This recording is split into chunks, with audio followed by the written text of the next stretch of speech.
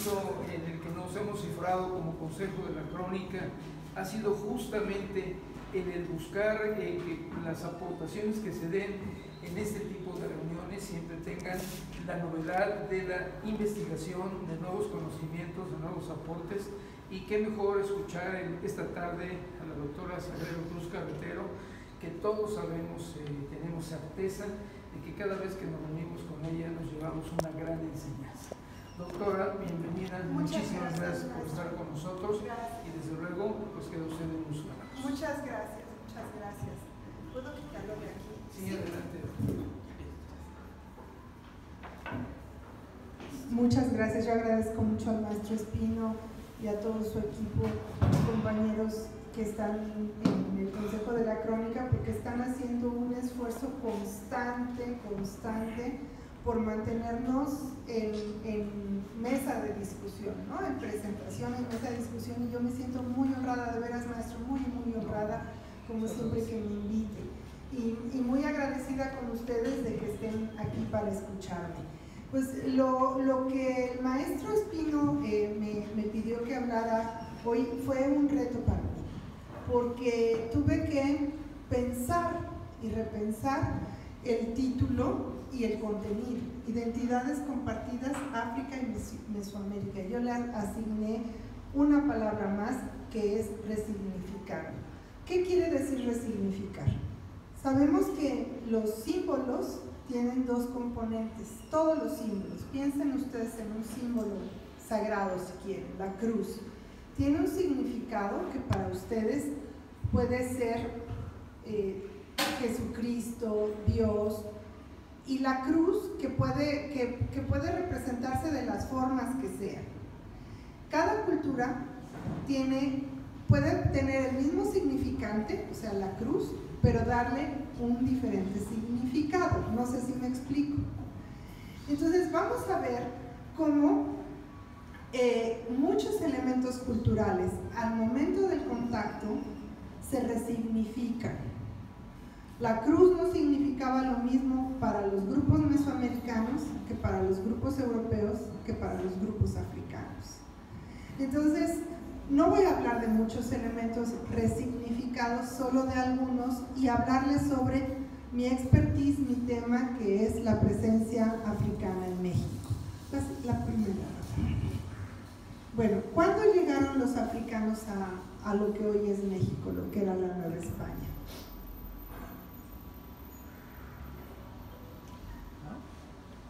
No jala.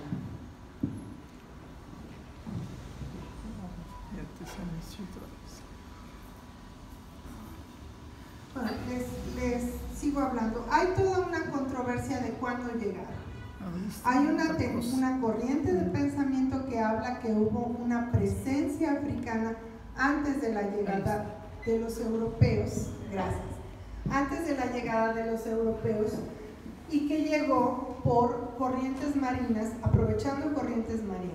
Este movimiento está muy fuerte en los Estados Unidos, y de hecho casi nadie sabe que vienen peregrinaciones anuales de afroamericanos a honrar las cabezas olmecas, porque están convencidos que son ancestros africanos representados por escultores olmecas. La nariz platirrina, hay algunas cabezas olmecas que tienen trenzas y cuentas, además de un récord arqueológico, que no voy a hablar aquí sobre eso, con rasgos negroides, que han sido muy controversiales, muy controversiales. Entonces, está esta teoría de migración africana preeuropea. Yo no la puedo probar, no la puedo rechazar, sencillamente como antropóloga veo el fenómeno social de la creencia de muchos afrodescendientes en esta teoría y la honra que hacen a todo este récord olmeca, que aquí tenemos en el museo la mayor colección de cabezas olmecas, que es un lujo tenerlo aquí. La siguiente, por favor. Bueno, ¿cuáles son estas evidencias? Uno de los detentadores de esta corriente fue Iván Van Sértima, un historiador de origen guyanés, ya murió, y él se basa en corrientes oceánicas, botánicas, cartográficas, histórico-documentales, lingüísticas y arqueológicas, para tratar de probar que hubo una presencia africana antes de la llegada de los europeos. les digo, él presenta unas evidencias muy sorprendentes. No voy a hablar de eso ahorita aquí, pero nada más para picarles la cresta y que ustedes lo busquen en internet y vean de qué se trata. La siguiente, Rafa, por favor. Este es un mapa que tomé de ahí de su libro y cómo analiza cómo las corrientes oceánicas pudieron llegar al Golfo de México, ¿no? Desde África al Golfo de México, y de hecho son las corrientes oceánicas que ocupa Colón, y luego, bueno, todos los conquistadores europeos para llegar al Golfo de México ocuparon esas corrientes oceánicas. La que sigue, por favor. Bueno, el negro, Olmeca, que lo apodaban Cassius Clay, fue descubierto en los 60s, y uno de los arqueólogos dijo, se parece a Cassius Clay, está en Santiago Tuxtla. Es una figura claviforme de un individuo que está con los ojos cerrados. Hay una figura claviforme muy similar en la Venta Tabasco y tiene los brazos en la nuca, y está ahí en el Museo de la Venta la exhiben vertical. Esta está horizontal. La que sigue, por favor. Esta es una cabecita que está en el Museo de Antropología de Jalapa, que incluso Van Séptima la apoda la cabeza nubia. Es una cabecita totonaca. La que sigue, por favor. Y esta es una figurita de molde del Golfo de México. Está en el Museo Nacional y está sin clasificación, pero es una serie de figuritas idénticas con la misma cara pero diferentes ornamentos, y esta la puse porque incluso tiene un moicano rizado, no sé si lo notan, ¿no? Con el cabello muy muy rizado. La que sigue, por favor. Bueno, la presencia africana reconocida por historiadores y antropólogos se da a partir de la llegada de los europeos. ¿De dónde venían? Pues de África. Va a haber otra presencia negra en lo que ahora es México, procedente de Filipinas. Casi nadie sabe que en Filipinas hay negros. Son negros melanésicos. A esos se les diferenciaba de los negros africanos y se les decía negros chinos. Por eso de ahí en México decimos que si tienes el cabello chino es el cabello rizado, porque viene de esta relación de esclavos chinos que venían de Filipinas. La mayor parte de estos inmigrantes llegaron de África. ¿De dónde? Bueno, antes del descubrimiento de las Américas, esto era el mundo conocido. ¿De dónde llegaron? Del norte de África, fundamentalmente del norte de África. Posteriormente fueron descendiendo, y cuando los portugueses conquistaron toda la franja africana, digamos desde la costa de Guinea hasta Mozambique, ya hubo variadas procedencias. De hecho, este mundo conocido movió antes del descubrimiento grandes poblaciones de origen africano a otras partes, como por ejemplo los portugueses, que movieron una gran cantidad. Ahí ven una ruta que llega a la India, aquí. Ahí hay una población de origen africano hindú, se llama Goa. Entonces hay africanos hindúes en la India. Y de ahí también nos llegaron rasgos de origen africano a México. Por ejemplo, el paliacate.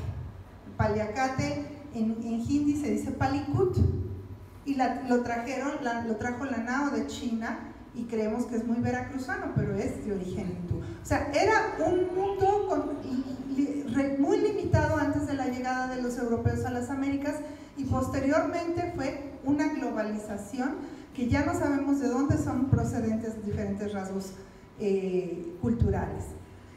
Pero esto era el mundo conocido antes del descubrimiento de las Américas. La que sigue, por favor. Bueno, ¿de dónde llegaron los primeros africanos?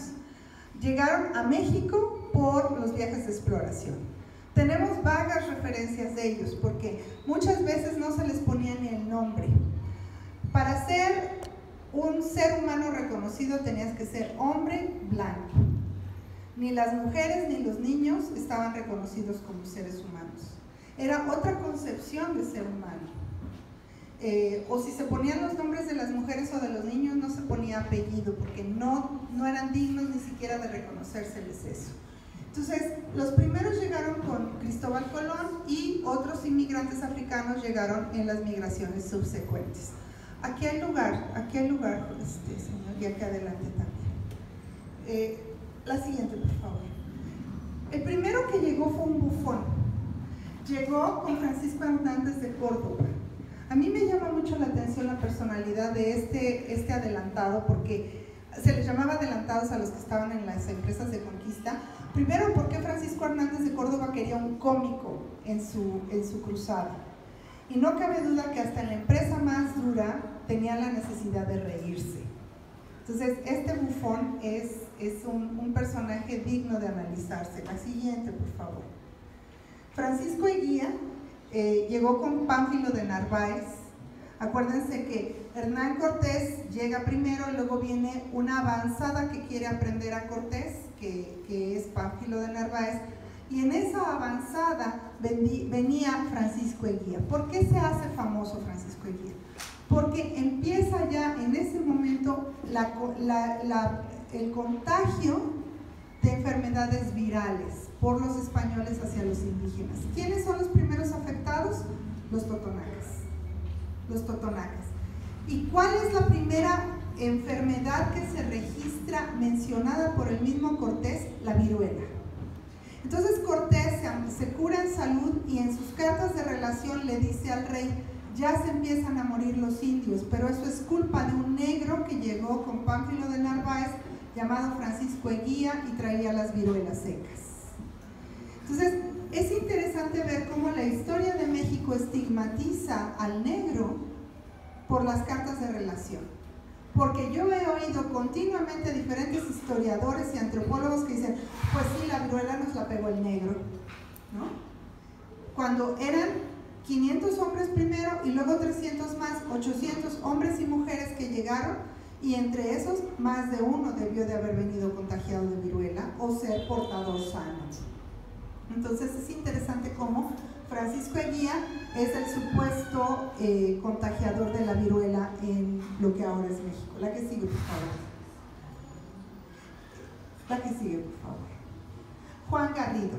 Juan Garrido es un personaje que a mí me llama mucho la atención porque es uno de los más sobresalientes conquistadores negros. De hecho, aparece en códices. Él era el guardaespaldas de Cortés, hombre de más confianza de Cortés. No solamente lo protegía, se sabe que lo protegía de las amenazas bélicas, sino que también lo protegía de qué iba a comer, quién le iba a dar de comer. Fue un hombre de todas sus confianzas, fue uno de los pocos negros que habitaron el centro de la Ciudad de México, fue dueño de minas y también de esclavos. ¿De dónde? Bueno, ahorita hablaremos de Juan Garrido. La que sigue, por favor.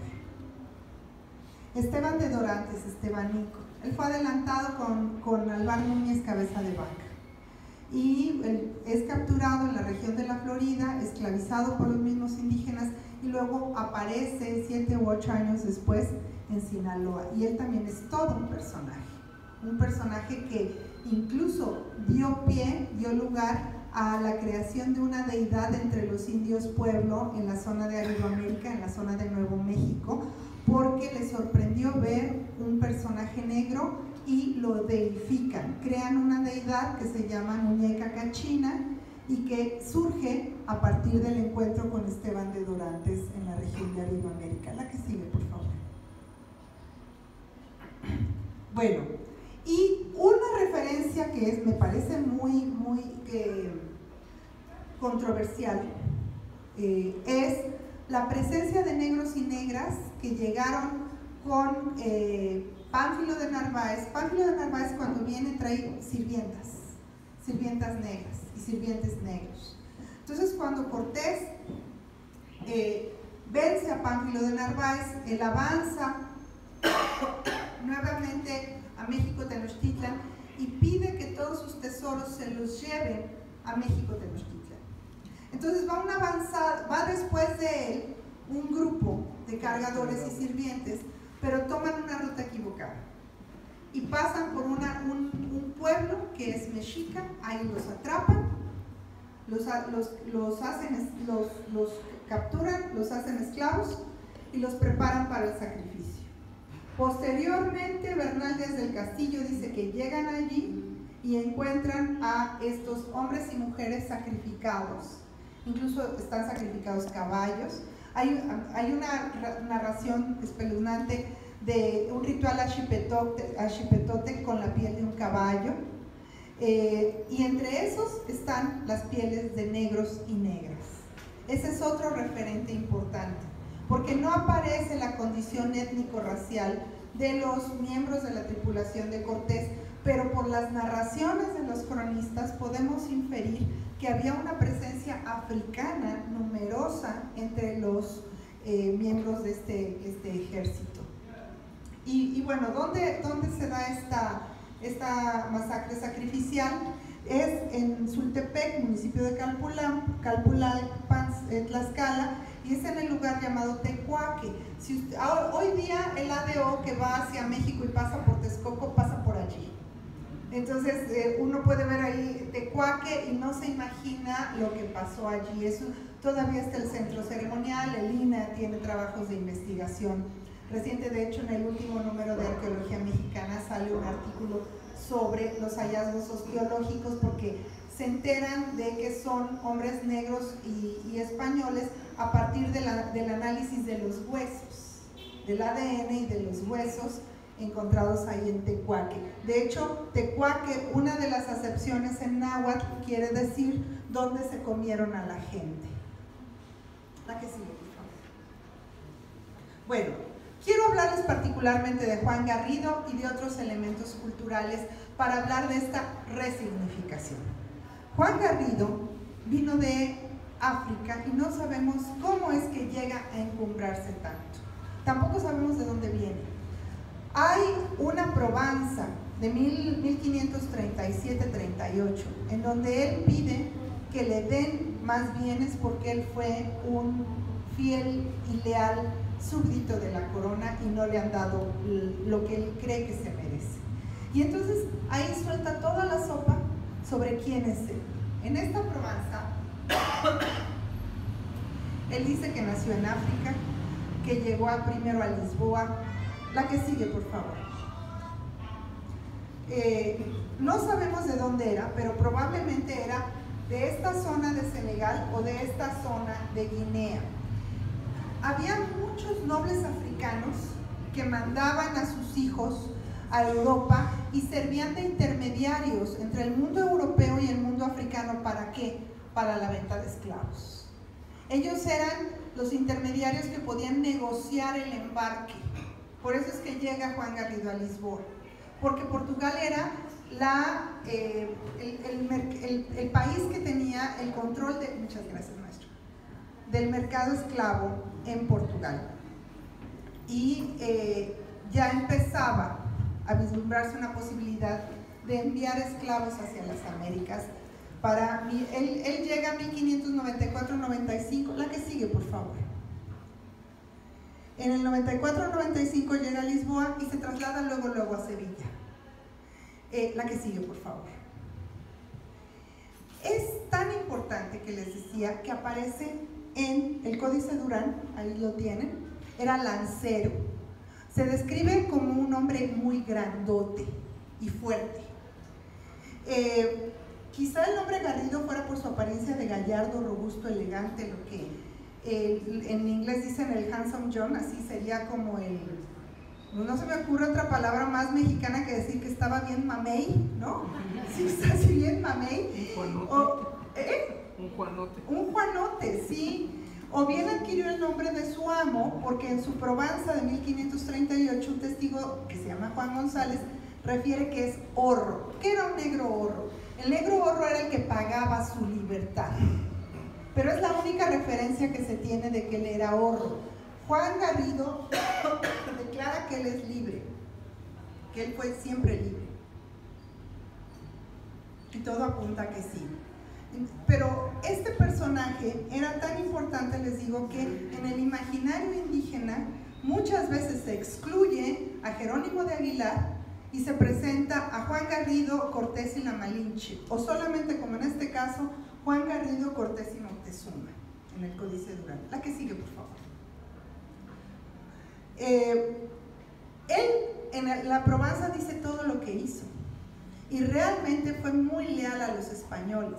Él viaja a la Española, que hoy es Haití, República Dominicana, luego está en Puerto Rico, luego se fue con Juan Ponce de León a Florida, que creían que era una isla, ahí es cuando hieren a Ponce de León, se regresa a morir a Puerto Rico, combatió a los taínos y caribes esto de combatió es que los extermina en las Antillas Menores, acá en esta región de las Antillas Menores, y en 1516 va con Ponce a Yucatán y el Golfo de México y se encuentra Cortés en Cuba y se embarca con Cortés y Cortés no lo suelta.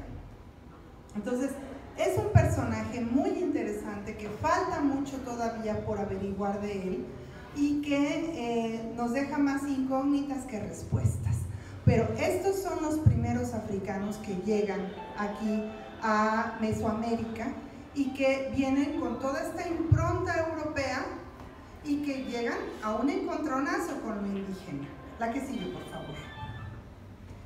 Se embarca con Cortés en la conquista de México Tenochtitlan y con los conquistadores llegan hombres y mujeres de África libres, tanto libres como esclavizados. Quiero hacer énfasis en esto. Siempre se piensa que la población de origen africano toda era esclava y no es así. Muchos llegaron libres. Y parte de la negación identitaria de los afrodescendientes contemporáneos tiene que ver con este pasado esclavo que avergüenza. Y no es así. No todos los que llegaron fueron esclavizados. Este es el Códice Florentino. Y vean, nuevamente ahí se presenta a Juan Garrido detrás de Cortés. La que sigue, por favor. Y este es el Códice Azcatitlan. Y aquí aparece Juan Garrido incluso más alto que Cortés, que esto, acorde a las enseñanzas del doctor Jesús Bonilla, implicaba que era un hombre de alta jerarquía. Y más alto que Cortés y la Malinche y hasta con más color que el resto de los personajes, ¿no? Y vean cómo aquí desaparece Jerónimo de Aguilar. Él no está presente, el que era el otro traductor de Cortés y la Malinche, pero para el imaginario indígena el negro era muy, muy importante. La que sigue, por favor.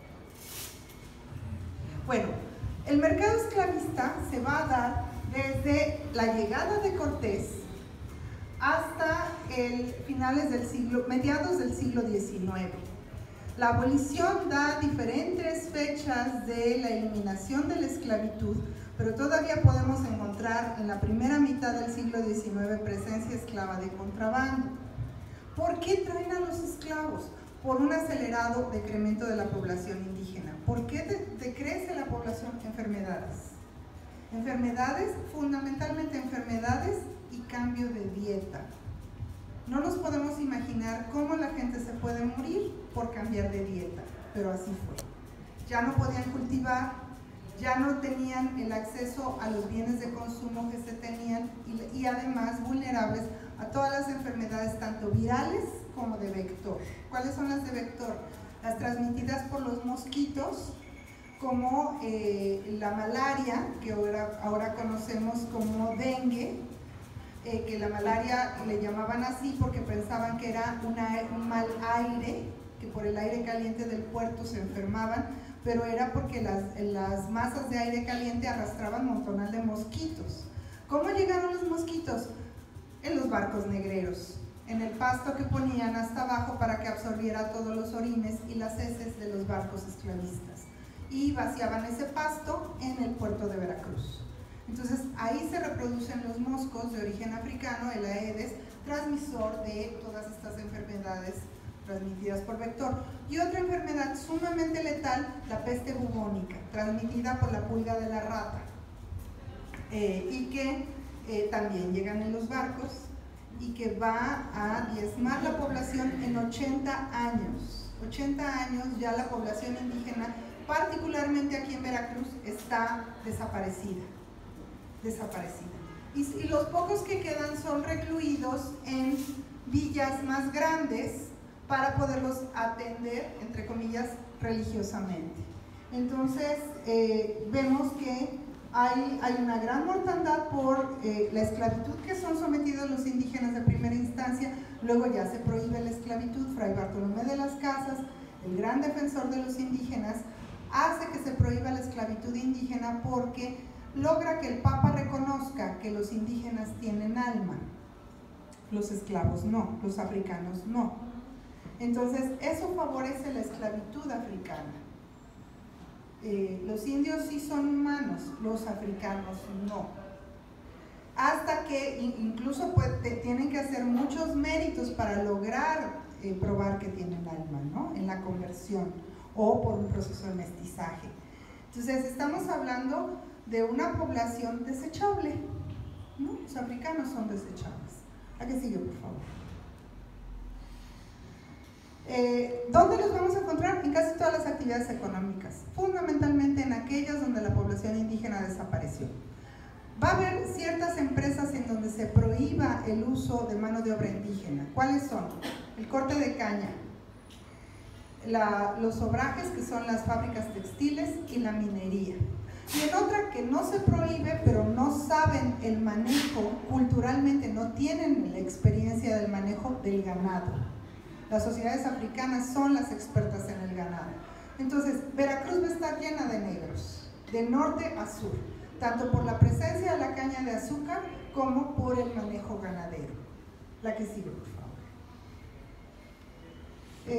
Bueno, vamos a ver cómo en la abolición de la esclavitud aparentemente desaparecen los africanos, pero es porque se eliminan las castas y se pierde la identidad. Va a haber una pérdida de identidad afro a partir del siglo XIX y la abolición de las castas. La que sigue, por favor. Bueno, ¿cómo es que desaparecen? Hay una asimilación cultural, hay un mimetismo cultural, hay un sincretismo cultural. ¿En qué aspectos? Pues son aparentes adaptaciones e incorporaciones de los africanos a la cultura europea, como ya se los mencioné, pero también a la cultura indígena. Entonces, los africanos se desvanecen aparentemente. Es un movimiento reciente el que está recuperando esa identidad afro. Y bueno, hay una asimilación religiosa, incorporación económica, hay un mestizaje biológico y cultural, una aparente pérdida de lengua y de vestido que ahora lingüistas están encontrando que tenemos una amplia carga de palabras de origen africano en el castellano, no solamente las de palabras árabes que ya venían como herencia de esta presencia árabe durante 7 siglos en la península ibérica, sino que una herencia del habla africana producto de esta presencia multicultural de los africanos en México. Y también una aparente pérdida del vestido. Lo que pasa es que no somos capaces de distinguir la genealogía de ciertas iconografías de los textiles o de los ornamentos, y una resignificación de la cultura europea, indígena y africana. Fue un crisol donde se fundieron todas las culturas y que se pierden las fronteras o los rasgos genealógicos identitarios. La que sigue, por favor. Quiero hablarles de la resignificación del vestido. Las pinturas de castas son una obra pictórica que se hacía por encargo. Empezó en el siglo XVII y más fuertemente las vamos a encontrar en el siglo XVIII. Y las pinturas de castas son un elemento muy importante que nos puede hablar de esta resignificación de estos elementos culturales que les mencioné. Cada casta o cada categoría social, étnico-racial tenía permitido vestir de cierta forma y prohibido otras. En el caso de las negras, estaba prohibido para ellas usar encajes, organzas, perlas, oro, hay perlas, oro, brocados, telas brocadas, mantones y peinetes. ¿Qué hacen las negras? En lugar de usar mantones de Manila, resignifican las faldas. Entonces vamos a ver continuos referentes en las pinturas de castas de negras que traen faldas como capas. Esto me evocó cómo las tehuanas usan una blusa con un gran holán que originalmente era una blusa de usanza europea, y que el holán lo ocupan como un gran halo que enmarca la cara. Es la misma función, una resignificación de este atuendo. Entonces vean, es lástima que está tan oscura esta imagen, pero esta negra trae una falda que es capa. Esta niña, que es de un biombo precioso del Franz Mayer, es la esclava de una señora adinerada.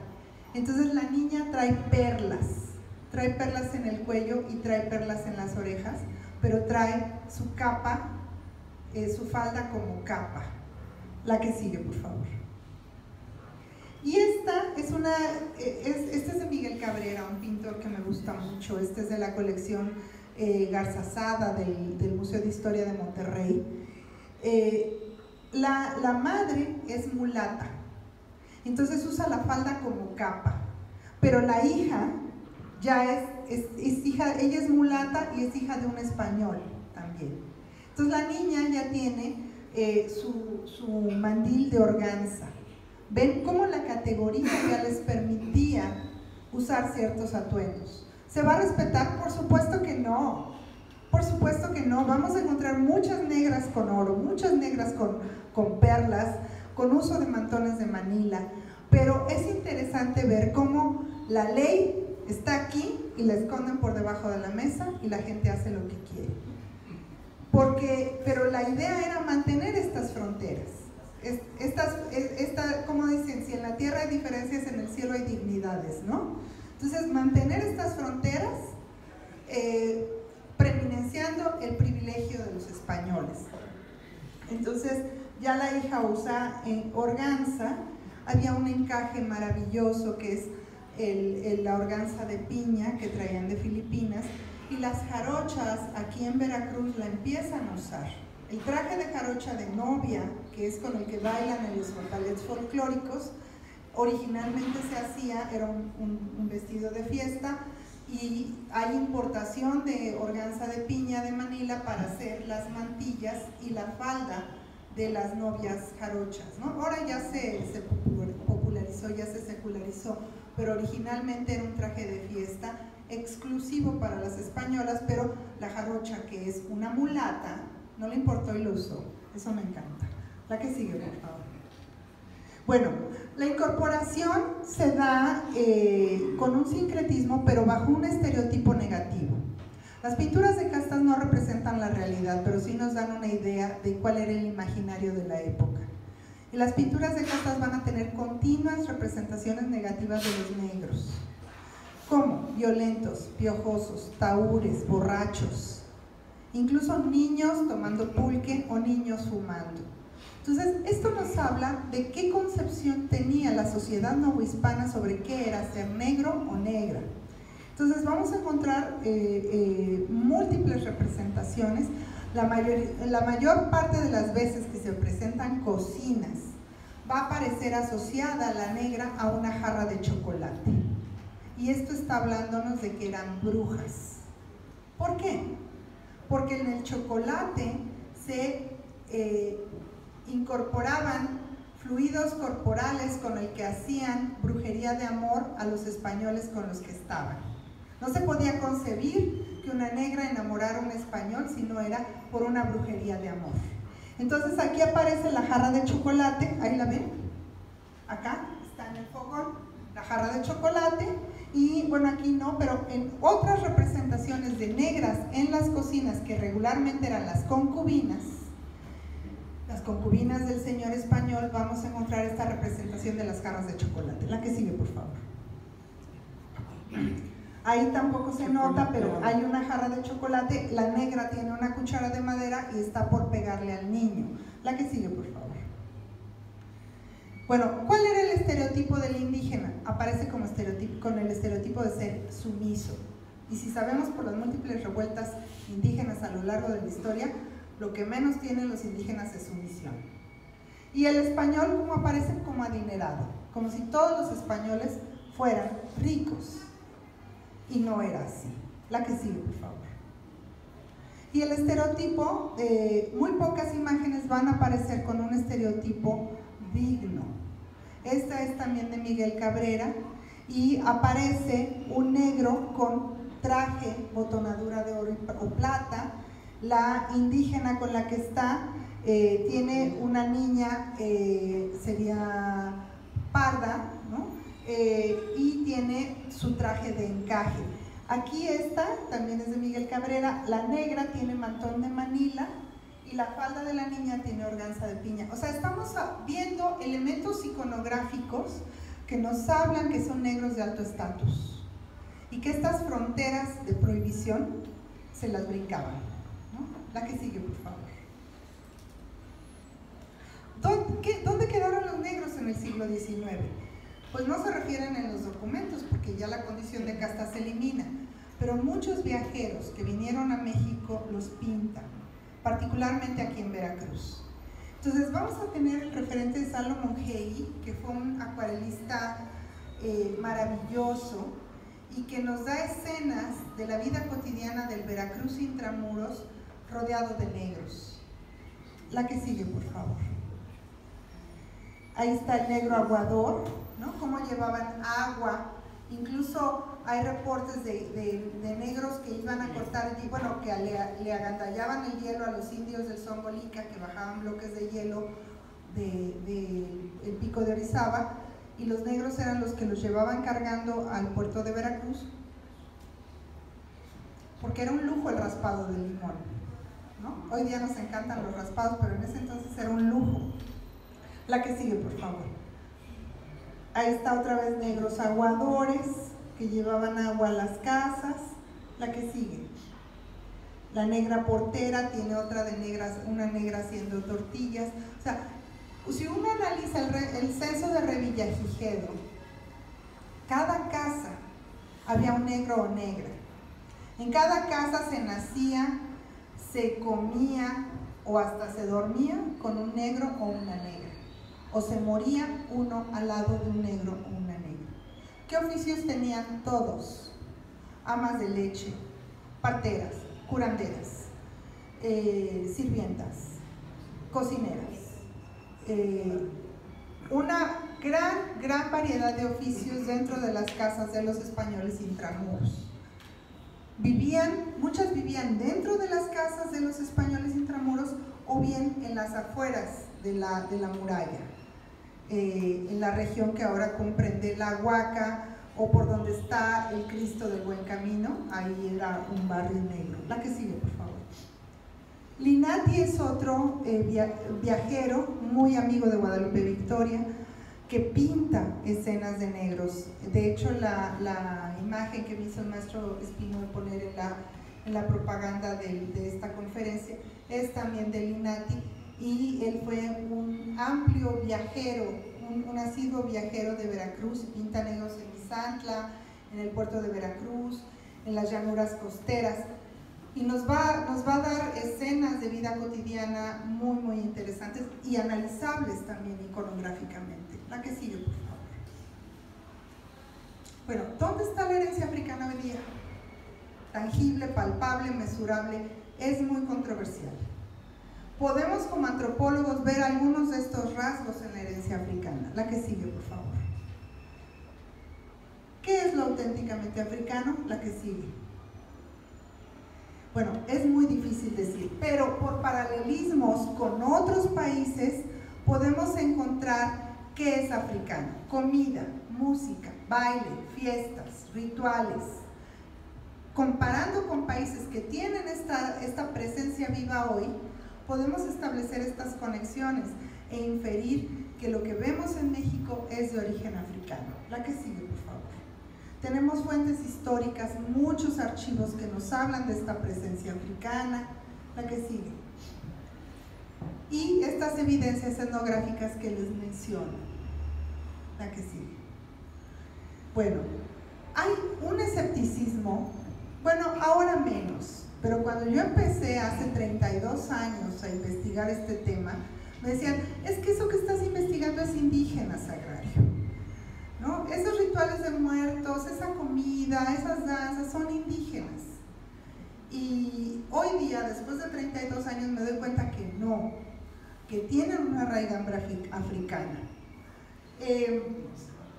Y pues, ¿por qué es esta negación? Racismo, discriminación de la academia y estigmatización aunado a falta de análisis de la documentación histórica. O bien abordan la presencia africana, pero desde una manera irrespetuosa, ¿no? Racista, poco seria. La que sigue, por favor.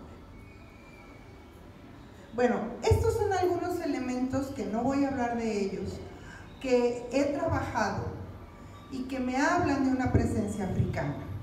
Festividades, carnavales, ¿no? Música, son jarocho, la heráldica, que es el origen de los apellidos, muchos apellidos que fueron casta, más bien muchos nombres de muchas características físicas de las castas, de los contratos de compra-venta o nombres de casta pasaron a ser apellidos. Por ejemplo, pardo, prieto, moreno, colores como pimienta, canela, colorado, tostado. Son rasgos físicos que aparecían en los contratos de compra-venta y que pasaron a ser apellidos. Y la gente no lo sabe. Números, nombres de lugares. Yo creo que todo el mundo conoce a alguien que se apellida Prieto, Moreno o Pardo. Y esos son nombres de castas. Los topónimos, lugares con nombres africanos: Mandinga, Mocambo, Cabo Verde, Congo, Mocambo, Guinea. Hay más de 40 aquí en Veracruz. O lugares que refieren a los negros: Paso del Cimarrón, Rincón de los Negros, Laguna de María Lizamba. O sea, son nombres que están aludiendo a una presencia africana aquí. Aquí cerca tenemos Coyolillo, está asentado en el Cerro del Congo, y lo que ahora llamamos Cañada de Actopan se llamaba Valle de Mozambique.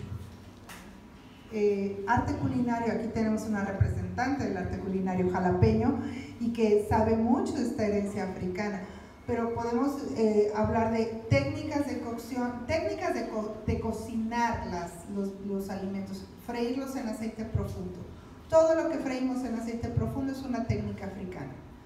La ingesta de vísceras, la moronga, la gandinga, el mondongo, las tripas, las vísceras, es una comida africana.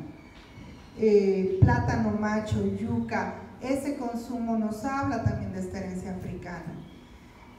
Todo lo que se envuelve en hojas de plátano o en hojas de bijao o berijao nos habla de esta presencia africana. El famoso tamales oaxaqueños calientitos son africanos, ¿no? Esa hoja de plátano es africana. Procesos mágicos religiosos. La idea de que un espíritu te posee es africana. La iconografía y simbolismos religiosos: Cristos negros, vírgenes negras. Santiago, Señor Santiago, Santiago Matamoros, era un símbolo religioso católico que amenazaba a los africanos con que los iban a matar. ¿Cómo es el nombre completo de Santiago? Santiago Matamoros. ¿Quién es un moro? Un negro. Los diablos. ¿Por qué los diablos? Era el elemento de conversión.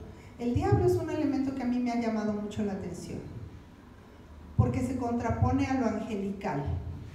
Vamos a encontrar en muchas representaciones dancísticas africanas la presencia de máscaras con cuernos o máscaras de diablos, y era intencional.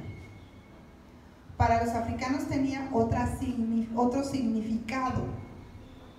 La máscara para los africanos tenía, entre muchos otros símbolos, de virilidad, de fertilidad. Para los misioneros era lo negativo, lo malo.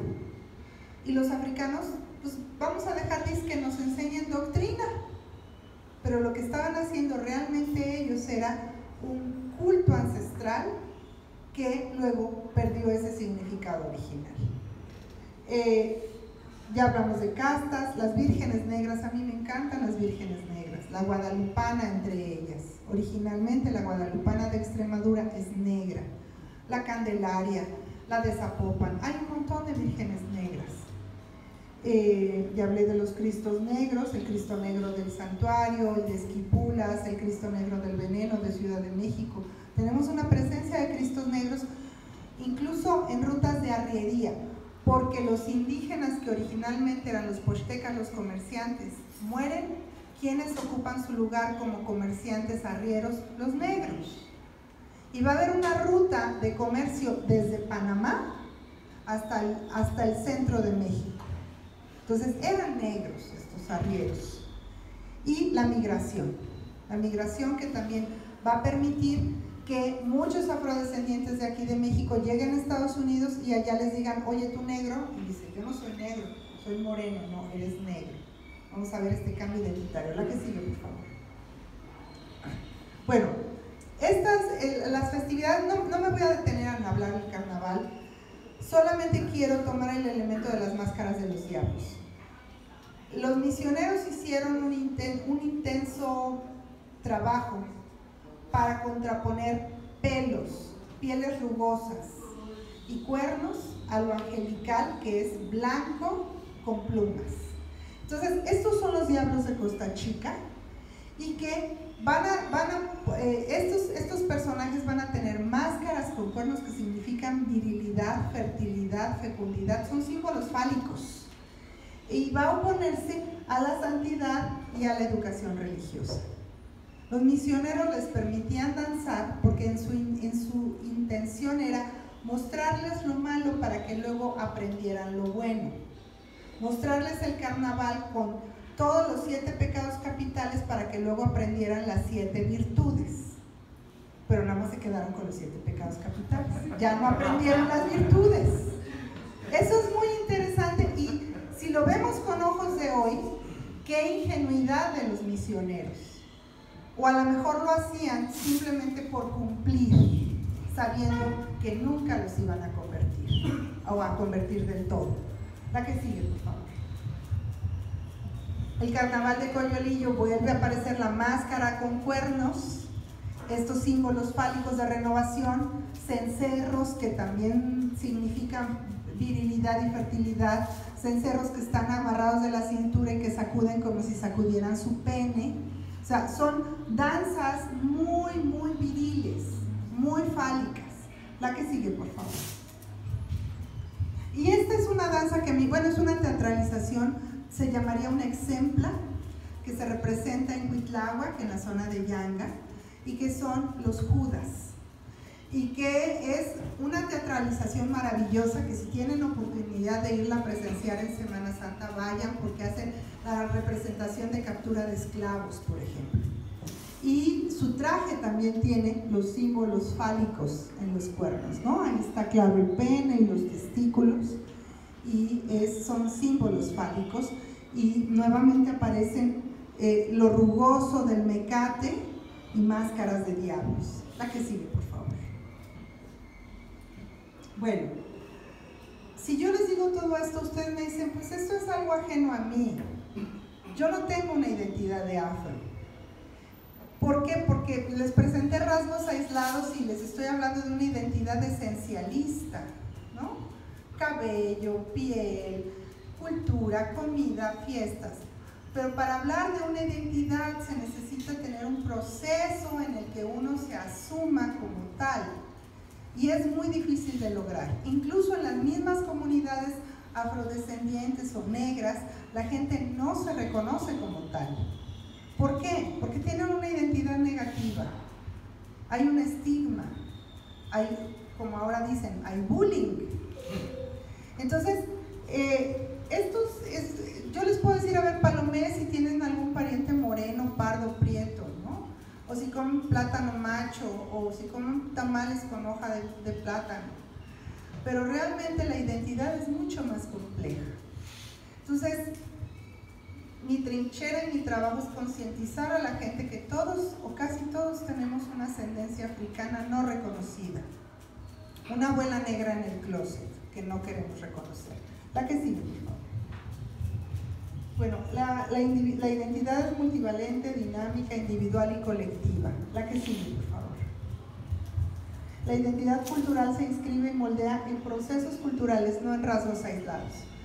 Yo soy, bueno, mi familia es de Cosamaloapan y yo descubrí que tenía ascendencia africana cuando fui a Cuba y mostré las fotos de mi familia y de repente los cubanos me dicen, pero si tu familia es jabá, es negra, y yo, no, somos de Cosamaloapan, ¿no? Yo, no, y de repente me descubrí afrodescendiente. Descubrí que comía comida negra, tenía un complejo mágico religioso negro y que no lo veía. Hasta la fecha mi familia completa no lo reconoce, algunos ya. Yo, por ejemplo, no tengo foto de mi bisabuelo porque por negro nunca se quiso tomar foto. Entonces estamos hablando de una presencia de racismo, discriminación, estigmatización, que se convirtió en mi bandera de lucha y hoy día estoy trabajando para combatirlo. La que sigue, por favor. No tenemos una identidad de negros. La que sigue. Y regularmente nosotros los mestizos no sabemos de dónde venimos y nos confrontamos con nuestro origen cuando salimos del país. Cuando te dicen, ¿y de qué grupo étnico son tus ancestros? ¿De qué grupo indígena? Pues no sé. ¿O de qué grupo africano? Pues tampoco. Entonces, el mestizo tiene un grave problema de identidad. Sabemos que somos mexicanos, pero no sabemos qué mezcla tenemos. ¿Tus abuelos dónde están? ¿No?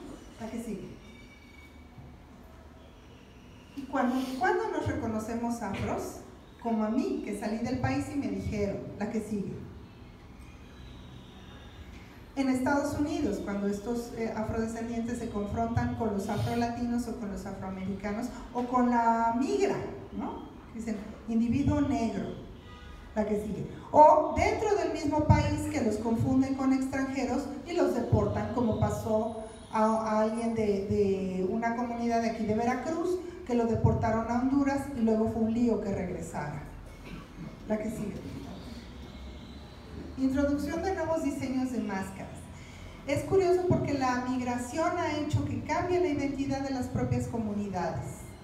Por ejemplo, en Coyolillo hay una migración masiva, hubo una migración masiva desde el 94 que se aprobó el TLC hacia los Estados Unidos porque el mercado del azúcar colapsó.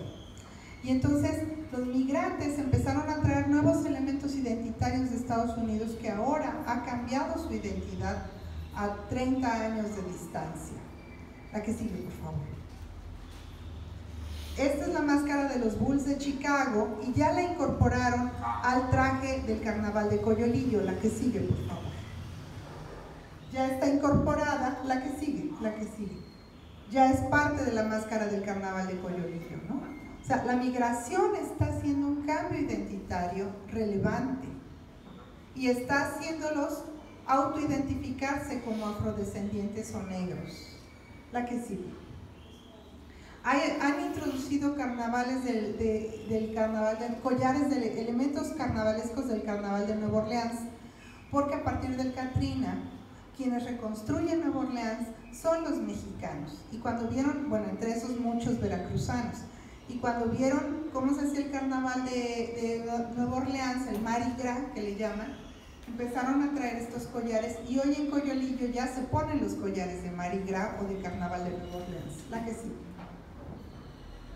Los collares de Mardi Gras de Nueva Orleans. La que sigue. Y personajes de la cultura norteamericana. La que sigue, por favor. Malcolm X, Martin Luther King, son personajes que ya han adoptado en estas comunidades. La que sigue, por favor. Y invención de nuevas tradiciones. Danza. Me voy a ir rápido, Rafa, porque ya llevo mucho tiempo. Nuevos elementos de danza. Se inventan trajes, están empezando a bailar. Ella es de Yanga, se hermanaron con los de Coyolillo. La que sigue, por favor. Resignificando la danza. A partir de la influencia del afrocaribeño en Veracruz, empezaron a visitar comunidades y las comunidades empezaron a reproducir lo que veían.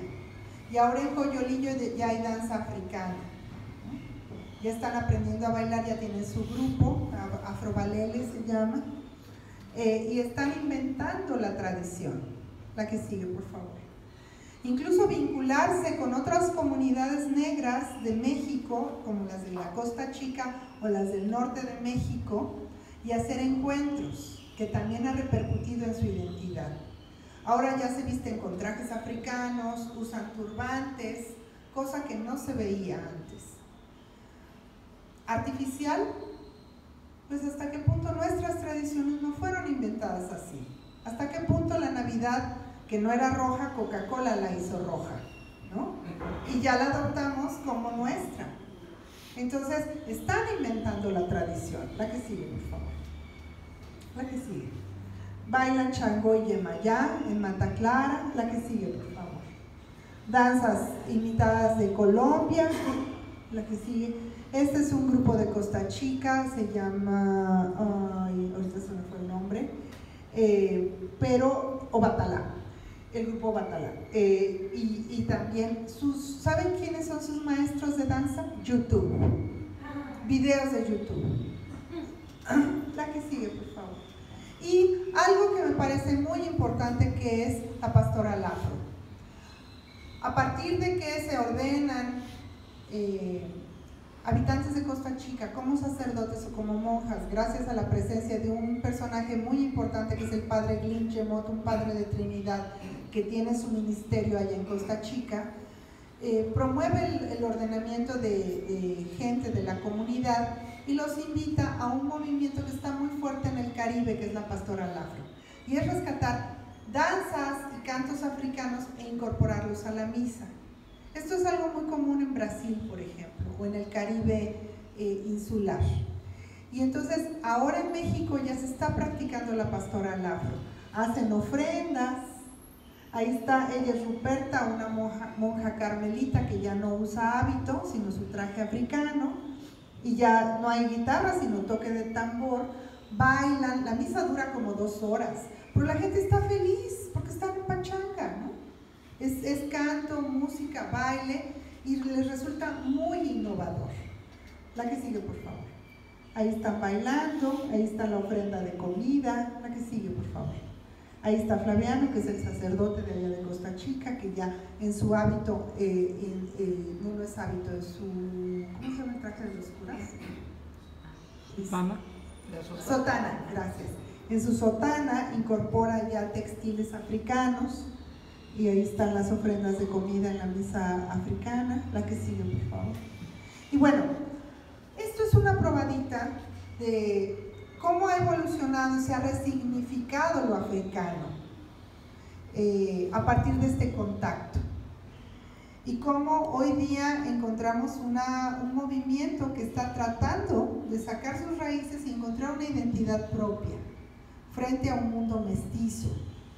Y más aún peleando por un reconocimiento constitucional que se nos dio apenas ahora en agosto, muy limitado, pero ya hay un reconocimiento constitucional. México es un país pluriétnico y tiene dentro de su composición social a población de origen africano. Así está, palabras más, palabras menos. Ahora viene otra batalla legal, que son los derechos. Porque dice derechos equiparables a los indígenas. Entonces habría que ver cuánta ambigüedad hay en esta palabra legal, equiparable. Pero bueno, a pesar de todas estas evidencias anteriores, síguelo, por favor. La presencia africana en México sigue siendo una identidad negada en la población afro, en los mismos actores sociales, en los mismos afrodescendientes y mucho más en la población que no se reconoce como afrodescendiente porque no ve rasgos en ellos, o porque se siente totalmente ajena a ellos, o porque se considera blanca. La que sigue. Hay avances, ya en la encuesta intercensal 2015 se incluyó una pregunta de autorreconocimiento y resultó que el 1.2% de la población es afrodescendiente, que esto reporta más de 1 millón de habitantes. Y en la encuesta ENADIS, que es la encuesta nacional para combatir, encuesta nacional sobre discriminación, fueron 2.8, que eso está hablando de casi 3 millones de afrodescendientes. Ahorita este nuevo gobierno no quería incluir la pregunta de autorreconocimiento, tuvimos muchas batallas para que finalmente ya INEGI va a incluir una pregunta de autorreconocimiento. La pregunta es: ¿usted se considera afromexicano, afrodescendiente o negro? ¿No? Vamos a ver cuántos, después de múltiples campañas, múltiples intentos de que la gente reconozca esta herencia afro, sean parte de esta estadística. ¿Por qué es tan importante que la estadística sea numerosa? Porque está en función de recursos, de políticas públicas. Y los afrodescendientes comparten una condición paupérrima, al igual que los indígenas, en todos los ámbitos: salud, educación, vivienda, nivel de ingreso y educación. Entonces, es necesario revertir esto. Es una lucha de todos. Es una deuda ancestral. Implica indemnización a este grupo de población. Entonces, es de justicia y es legal. La que sigue, por favor. Ya se logró el reconocimiento constitucional nominal, ahora en agosto del 19, la que sigue. Y viene el censo 2020, con la pregunta sobre identidad afromexicana. Y por primera vez en la historia, el censo te pregunta: ¿tú qué te consideras? Anteriormente, el censador ponía qué eras, si hablabas lengua indígena o no. Pero ahora sí va a haber una pregunta de autorreconocimiento. Y eso es muy importante y muy valioso. Yo creo que muchos mexicanos van a decir: no sé.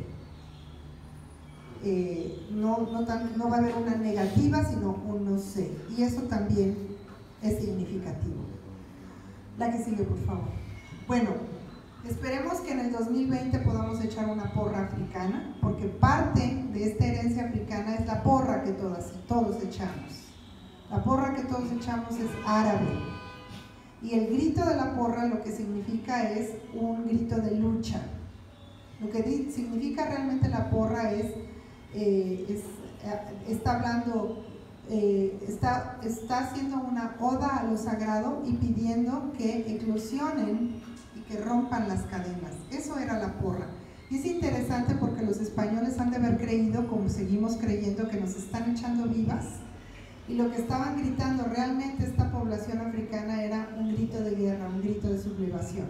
Por eso se prohibieron los tambores en México, por eso no tenemos tambores africanos, solo hay algunos tambores indígenas, porque sigue siendo una población, en ese entonces y ahora, es una población que se ha mantenido a raya, que se ha mantenido sometida, y que es necesario darles voz y darles el lugar que le corresponde a este sector de población como conformador de esta nación, como pueblo originario.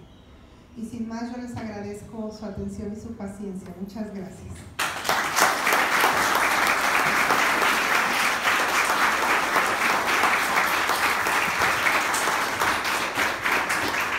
Bueno, yo creo que la voz justamente ahora la tienen ustedes. Participaciones, opiniones, por favor, maestro, si está mal, la señorita y usted. Y luego, bueno, un cuarto. Dice haber venido, ahora sí que no sé ni de dónde vengo, ¿no? con esta espléndida exposición, pues se nos escapan un montón de preguntas y se nos están un montón de mitos y cosas de todo, en la comida, en el vestido, en todo. Pero bueno, a lo que voy es esto: ¿pudieras hacernos el favor de ampliar un poquito, si es que hay elementos para eso, de algo que me llamó mucho la atención? El negro que llegó libre y el negro que no llegó libre. O sea, ¿qué derivaciones trajo en el futuro hasta el presente? Si es que hay alguna idea de investigación sobre eso. Sí la hay. De hecho, la presencia africana esclava favorece el mestizaje, porque se buscaba el vientre libre. Entonces el negro, aunque fuera esclavo, se casaba con una mujer de vientre libre. ¿Qué significaba esto? Que fuera indígena o mestiza. Entonces el esclavo, con tal de ver su descendencia libre, no se casaba con otra negra, sino que se casaba con una mujer libre. Entonces esta presencia esclava lo que más intentó por todos los medios es lograr, si no su propia libertad, ser horro lograr la libertad de su descendencia. Entonces, esta presencia esclava va a ser muy fuerte siglos XVI, XVII, en el XVIII ya casi no hay, en el XIX, principios del XIX es casi nula. Realmente solamente la gente de la élite va a tener esclavos. ¿Y por qué? Porque ya económicamente no es redituable, no tanto por una situación de humanitaria. Y van a empezar a llegar muchos negros libres. A partir del 18 vamos a ver una presencia negra libre. ¿En qué? En todos los ámbitos. Aquí en Veracruz particularmente he encontrado expertos sobre caña y tabaco, que vienen porque con estas viajes de ida y vuelta, va a haber expertos de tabaco ya, por ejemplo, en Madagascar. Y estos vienen aquí a trabajar a México para mejorar el cultivo del tabaco.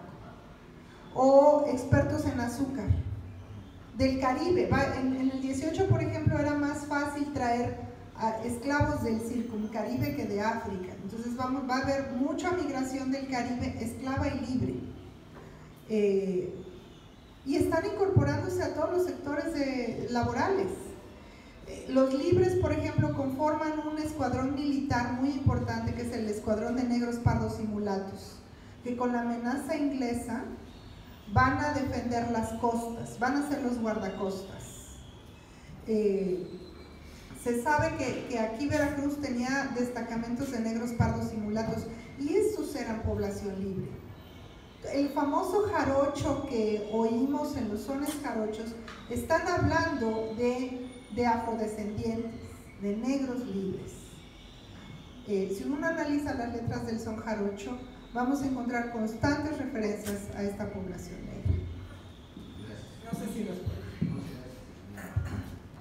Yo ahí me permitiría agregar que, ahorita le doy la voz, que estos contingentes militares que Veracruz tuvo en toda la costa para prever el posible ataque pirata o inglés, como un pacto de acuerdo, fue necesario también dotarlos de tierras para que tuvieran una raíz, tuvieran una legitimidad y sobre todo justificaran la razón por la cual estaban dispuestos a la guerra. Y de ahí que buena parte de la costa veracruzana justamente está poblada por habitantes de origen africano, y que bueno, es esa evolución cultural que nos ha enriquecido.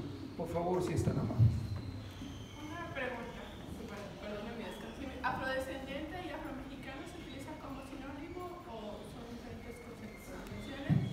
Y la otra tiene que ver el cómo reconocerse afrodescendiente y los demás no te reconozcan, porque cuando yo digo yo soy afrodescendiente, las demás personas dicen no eres afrodescendiente. Entonces, ¿cómo es el reconocimiento y cómo sensibilizar a la población del autorreconocimiento cuando aunque tú te autorreconozcas, los demás no te quieren autorreconocer? Sí. Afrodescendiente se refiere a todos aquellos que desciendan de población negra. Es un término que se acuñó en 2001 a partir del Congreso Internacional contra el Racismo y la Discriminación en Durban, y que se acordó que ya no se dijera negro, mulato, pardo, los diferentes etnónimos o términos que se usan de manera local para homogeneizar y usar un solo término, afrodescendiente. Aquí en México, las diferentes comunidades no quieren llamarse afrodescendientes. Es un término que no les dice nada, porque ellos se dicen negros, morenos, prietos, jarochos. En Costa Chica tienen también muchas formas de llamarse a sí mismos. Y prefirieron usar el término afromexicano. El doctor Aguirre Beltrán, que fue un maestro y un mentor para mí, él usaba el término afromestizo, que tiene otra connotación, ¿no? Ser un mestizo indígena, español y negro, pero con un fenotipo, una apariencia física más evidente de afro. Y lo del autorreconocimiento. La gente no te va a reconocer tan fácilmente porque estás confrontándolos a ellos también. Cuando yo digo que soy afrodescendiente, me dicen que no es cierto. Y a mí no me importa. Mi identidad está clara, mi ancestría está clara, mi cultura está clara.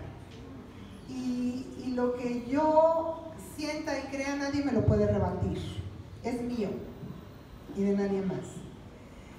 Yo te puedo decir que a pesar de que no tengo un fenotipo evidentemente afro, mis investigaciones, mi activismo, mi lucha y mi convicción me han llevado ahorita a ser una de las 2 representantes lideresas afrodescendientes de México para América Latina. Fui nombrada en octubre del año pasado en Cali, Colombia. Y para mí fue muy honroso que reconozcan mi trabajo y que me consideren una lideresa afrodescendiente. No sé a quién lidereo, ¿verdad? Pero me consideran lideresa.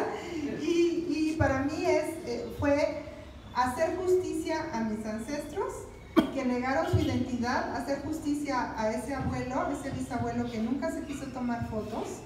Y para mí es algo que está en mi ADN, está en mis genes, está en mi cultura y nadie me lo puede quitar.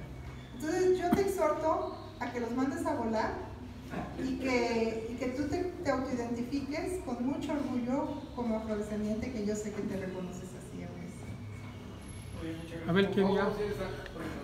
Hola, buenas tardes. Bueno, yo vivo en Occidente, entonces, bueno, yo la conozco de que pasaba por los pasillos. Ya después mi hermana le dio clases a usted y la verdad pues me ha platicado mucho de su trabajo y hoy lo puedo comprobar, ¿no? Tengo 2 preguntas. Yo ahorita me dedico a laborar en un telebachillerato.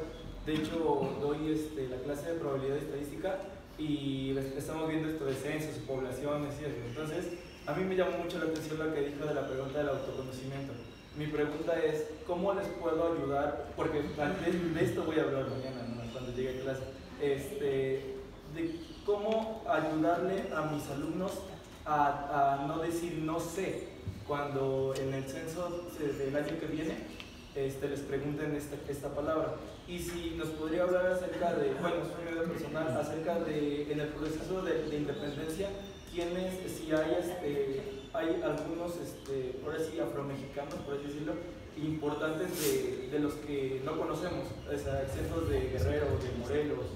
Me gustaría mucho de eso. Sí, bueno, el problema de la autoidentidad es muy complejo. Yo, por ejemplo, les encargo a mis alumnos su árbol genealógico, pero el color no está allí.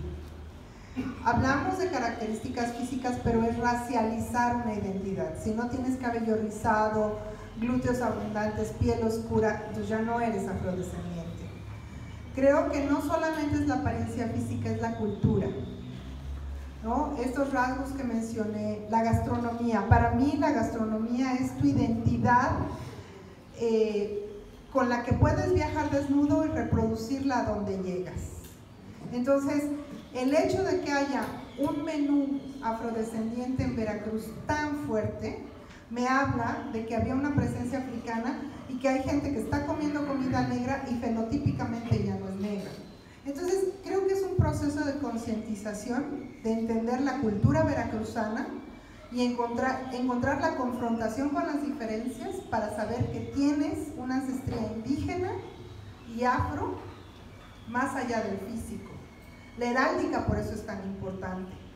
¿De dónde son tus abuelos? ¿Cómo se apellidaban tus abuelos? Y te digo también los procesos mágicos religiosos. ¿En qué creían tus abuelos? Mi abuela era una asidua creyente de un vidente. Y hoy día me entero que este vidente tenía prácticas mágico-religiosas perseguidas por la Inquisición y que eran prácticas de africanos que llegaron ahí a la cuenca del Papaloapan. Entonces, para mí esto es significativo. Pero pues a lo mejor yo soy rara porque soy antropóloga, ¿verdad? Pero creo que es un trabajo de lucha, de grano de arena con grano de arena. De los héroes de la revolución, nada más y nada menos que Morelos era negro. Todo aquel personaje que tuviera una pañoleta en la cabeza era africano, porque les prohibieron mostrar su cabello. Pensaba que el cabello de los negros era lascivo, provocaba el nerviosismo sexual de los españoles. Entonces a las negras y a los negros les prohíben mostrar su cabello, y Morelos está siguiendo la ordenanza del siglo XVIII. No debe mostrar su cabello afro, su cabello rizado. Entonces vamos a ver muchos personajes de las que les mostré, algunas traían turbante. Ahora que las mujeres de las comunidades negras están poniendo el turbante, a mí me da escalofrío porque era una imposición de cubrir el cabello. Ellas lo están usando como un elemento identitario. El origen para mí es represivo, pero Morelos es un personaje. Vicente Guerrero fue el primer presidente negro de México. Vicente Guerrero era negro. Por eso él abole la esclavitud nuevamente en 1829, porque su familia era afrodescendiente y había riesgo de que volviera a tender un sector de la población conservador a instaurar la esclavitud. Entonces vemos muchos personajes que no sabemos bien a bien porque las pinturas los presentan descafeinados. Vean ustedes al Morelos del billete de 50 pesos. Tiene una cara muy europea, pero realmente Morelos era negro. A mí me gusta mucho una pintura de Rufino Tamayo que está en Presidencia, que son ahorita las están exponiendo, y que en broma le pusieron de lo perdido en lo que aparezca, porque se habían perdido bueno, no sabían dónde estaban resguardadas, y ahorita se están exhibiendo. Y ahí está una pintura de Morelos hecha por Rufino Tamayo. Tamayo era oaxaqueño y sabía de lo que estaba hablando. Entonces Guerrero, Morelos, Juan Aldama también me dicen, yo ese no lo he seguido. Incluso han dicho que Guadalupe Victoria, pero quien dice eso no me lo ha podido probar, entonces no lo incluyo.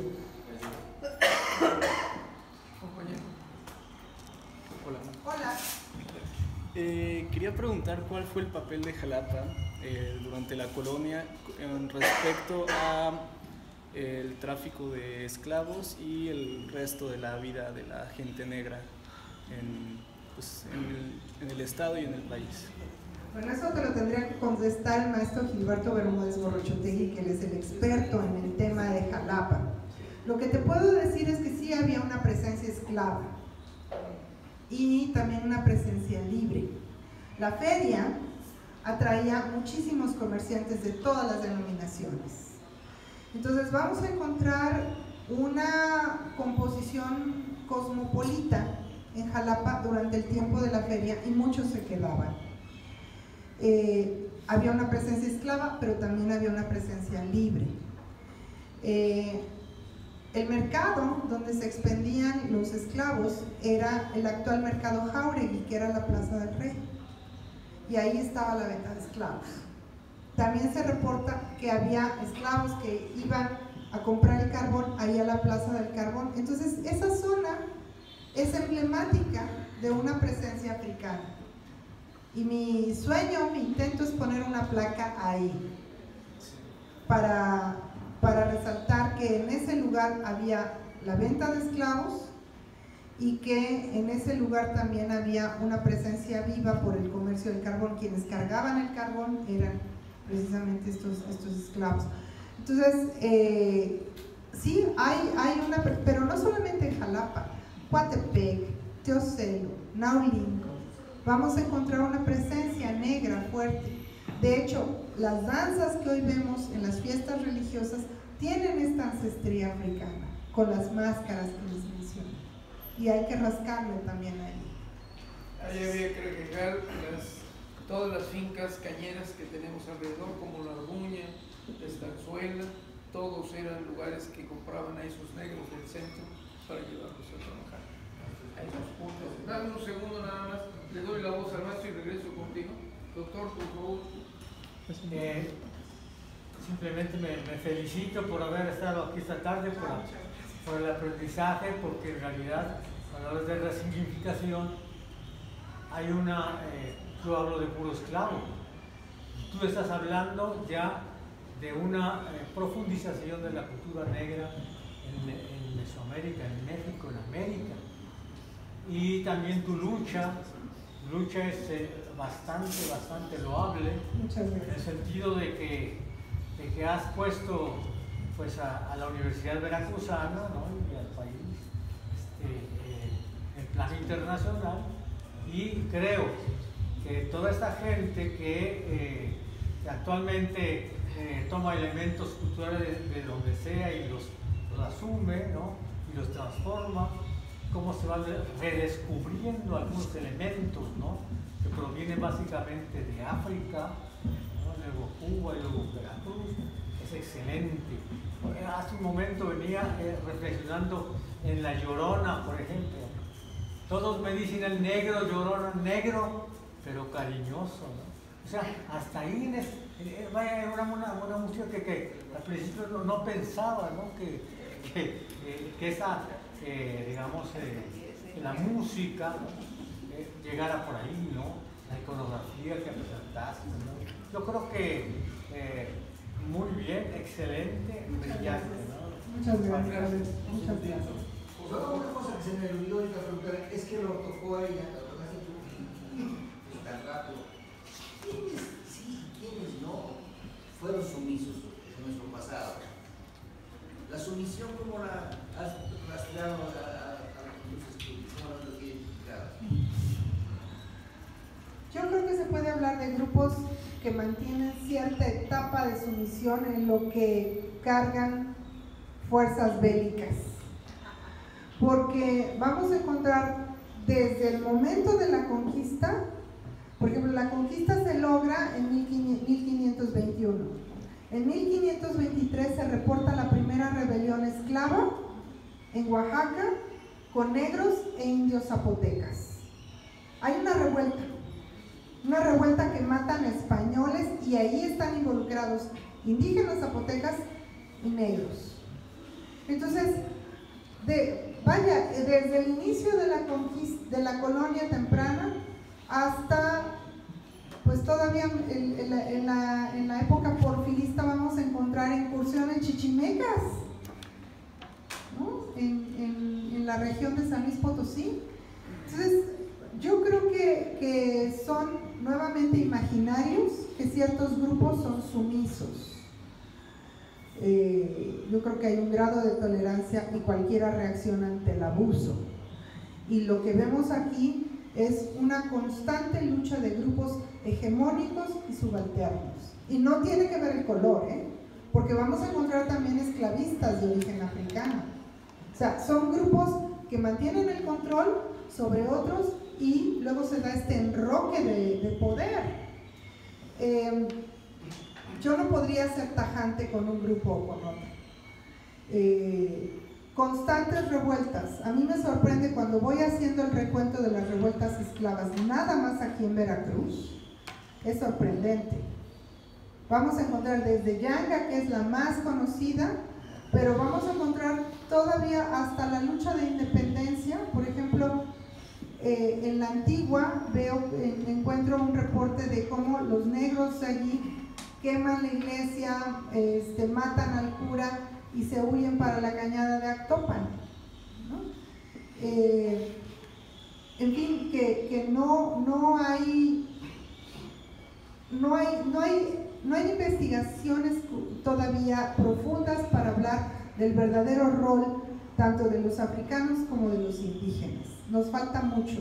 De ahí la importancia de la historia regional, de hacer historia en nuestras propias familias, con nuestros propios archivos, con nuestra memoria histórica, salvar las memorias de los abuelos, fotografías antiguas. Yo creo que más que la labor de historiadores hechos y derechos, mucho es nuestra propia labor de rescatar nuestra historia familiar. Y es un exhorto para ustedes. Rescaten el libro de cocina de la abuela, las fotografías antiguas, cartas, no tiren las cartas, es memorabilia, ¿no? Es un recuento histórico de nuestra propia genealogía. No sé si haya más, sí, ¿no? Vamos a ver qué Torres. Vamos a ver qué Torres nos pregunta.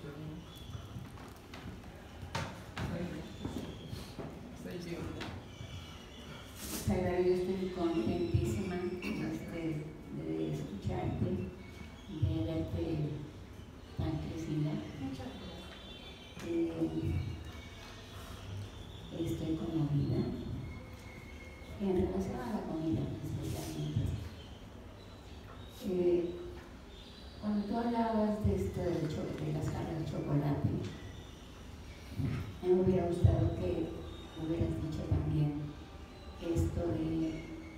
estaba prohibido que las mujeres tomaran chocolate porque era un afrodisíaco, pero un afrodisíaco porque está asociado precisamente a los negros.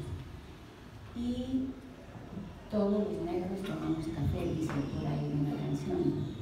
Y yo creo que también tomamos chocolate, pero en Veracruz todos comemos arroz con frijoles y plátanos fritos. Y más africano que ese plato no hay. Lo compartimos con el Caribe y podría seguir diciendo toda una lista de comidas que están implicadas, implícitas en nuestra cotidianidad y que justamente no estamos conscientes de que allí tenemos una tercera raíz tan fuerte, afortunadamente, indígena y negro son nuestras raíces y están presentes en nuestra vida diaria de manera inconsciente. Entonces yo también exhorto a que revisemos qué comemos, porque somos lo que comemos. Muchas gracias, Ana. Gracias a ti. Yo quisiera pedirles a todos ustedes un fuerte aplauso para la persona.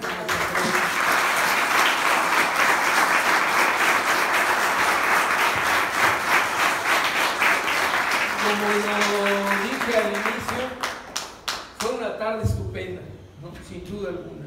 Nos vamos arropados de mayor conocimiento, nos vamos contentos, pero sobre todo nos vamos con esa tarea de trabajar en nuestra identidad, pero más allá de sentir orgullo de lo que hoy somos los mexicanos como consecuencia de todo ese mestizaje, toda esa maraña de culturas que vino a enriquecer este territorio y que tenemos que tenerlo con mucho orgullo y mucha prestancia.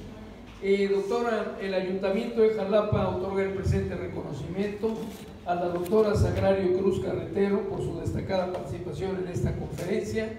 Jalapa, Veracruz, 29 de agosto de 2019, y lo firma el alcalde, el doctor Hipólito Rodríguez Herrero. Muchísimas gracias.